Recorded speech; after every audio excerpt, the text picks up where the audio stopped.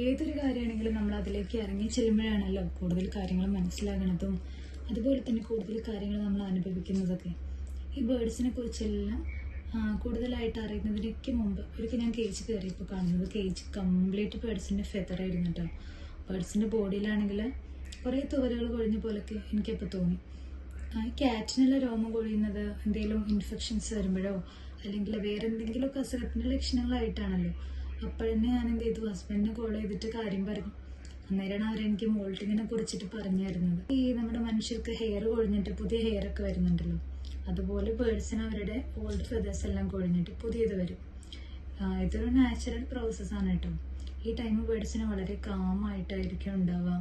അതുപോലെ കൂടുതൽ പറക്കാനൊന്നും അവർക്ക് ഇൻട്രസ്റ്റ് ഉണ്ടാവില്ല, പൊതുവായിട്ടും ആക്റ്റീവ് ആവില്ല അവർ. പിന്നെ ഈ ചെറിയ ട്യൂബ് പോലെയുള്ള ന്യൂ പിൻ ഫെതേഴ്സ് ഒക്കെ ഉണ്ടല്ലോ, അതൊക്കെ അവരുടെ ബോഡിയിൽ നമുക്ക് കാണാൻ പറ്റും. ഇതെല്ലാം നോർമലാണ് കേട്ടോ.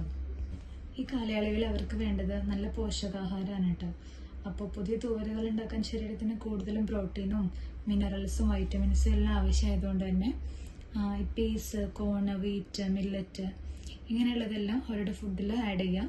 കൂടാതെ calcium, mineral mix, vitamin supplements ഇതോടെ ഇൻക്ലൂഡ് ചെയ്യാൻ ശ്രമിക്കും. പിന്നെ ശുദ്ധമായ കുടിവെള്ളം എപ്പോഴും അവർക്ക് ലഭ്യമാണെന്ന് നമ്മൾ ഉറപ്പാക്കുക. പിന്നെ വേറൊരു കാര്യം കൂടെ ഉണ്ട്, ഈ മോൾട്ടിങ് ടൈമിൽ നമ്മൾ ഈ ബേർഡ്സുകൾ അനാവശ്യമായിട്ട് പിടിച്ച് കൈകാര്യം ചെയ്യാൻ പാടില്ല. അതുപോലെ ഈ മത്സരപ്പറക്കലിനോ അല്ലെങ്കിൽ വേറെ എന്തെങ്കിലും പരിശീലനത്തിനോ ഒക്കെ നമ്മൾ കൊണ്ടുപോകാണ്ടിരിക്കാൻ ശ്രമിക്കുക. നല്ല വിശ്രമം കൊടുക്കുക, കേജ് നല്ല പ്രോപ്പർലി ക്ലീൻ ആക്കിയിട്ട് വെക്കുക. പിന്നെ അസുഖമുള്ള ബേർഡ്സിനും തൂവലുകളൊക്കെ കൊഴിയാം. അങ്ങനെയാണെങ്കിൽ അവർ ഭക്ഷണം കഴിക്കാണ്ടിരിക്കും, അമിത ക്ഷീണം ഉണ്ടാവും, വയറിളക്കം ഉണ്ടാവും, അല്ലെങ്കിൽ കണ്ണിലോ മൂക്കിലോ ഒക്കെ ഒരു സ്രവം കാണാൻ പറ്റും. അപ്പോൾ അസുഖമാണെന്ന് നമുക്ക് തോന്നിക്കഴിഞ്ഞിട്ടുണ്ടെങ്കിൽ തീർച്ചയായിട്ടും ഉടനെ തന്നെ ഒരു ബേർഡ് വെറ്റിനറിയനെ കൊണ്ടുപോയിട്ട് കാണിക്കുക.